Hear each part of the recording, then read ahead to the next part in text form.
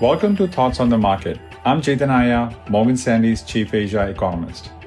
Today, an issue that's gaining traction in boardrooms and trading floors. The three big decisions Asia investors are facing right now. It's Tuesday, July 22nd at 2 p.m. in Hong Kong. So let's start with the big picture. Over the past 13 years, Asia's international investment position has doubled to $46 trillion. A sizable proportion of that is invested in US assets. But the recent weakness in the US dollar gives rise to three important questions for investors across Asia. Should they diversify away from US assets? How much of Asia's incremental saving should be allocated to the US? Or should they hedge the US exposure more aggressively? First, on the diversification debate. Investors are voicing concern over the US macro outlook given the twin deficits. At the same time, our US economics team continues to see growth slowing as better than expected fiscal impulse in the near term will not fully offset the drag from tariffs and tighter immigration policies. This convergence in US growth and interest rates with global peers and continued debate about the US dollar's safe haven status has already led to US dollar depreciation. And our macro strategists expect further depreciation of the USD by another 8 to 9% by second quarter of next year. So what is the data indicating? Are investors already diversifying? Let's look at Asia's security portfolio as that data is more transparently available. Out of the total international investment of $46 trillion, Asia's securities portfolio alone is worth $21 trillion.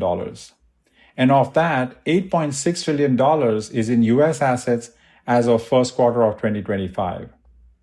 Now here's an interesting point.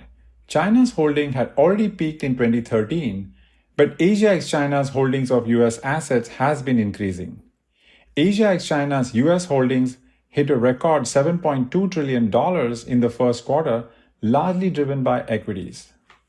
In other words, in aggregate, Asia investors are not diversifying at the moment, but they are allocating less from their incremental saving.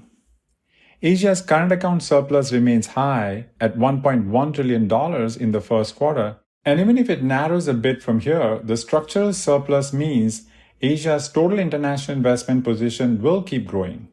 However, incremental allocations to the US are beginning to decline. The share of US assets in Asia's securities portfolio peaked at 41.5% in the fourth quarter of 2024 and started to dip in the first quarter of this year. In fact, our global cross-asset strategist Serena Tang notes that Asian investors have reduced net buying of US equities in the second quarter. Finally, let's talk about hedging. Asian investors have started to increase hedging of their US investment position. And we see increased hedging demand as one reason why Asian currencies have strengthened recently. Take Taiwan life insurance, often seen as proxy for broader trends. While their hedge ratios were still falling in the first quarter, they started increasing again in the second.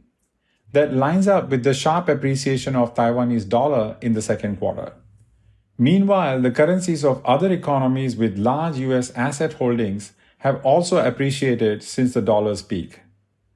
These are clear signals to us that increasing hedging demand is influencing foreign exchange markets. All in all, Asia's $46 trillion investment position gives it an enormous influence.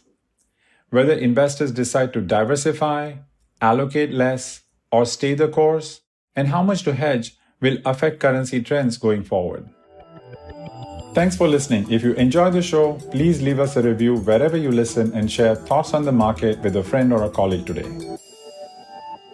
The preceding content is informational only and based on information available when created. It is not an offer or solicitation, nor is it tax or legal advice. It does not consider your financial circumstances and objectives and may not be suitable for you.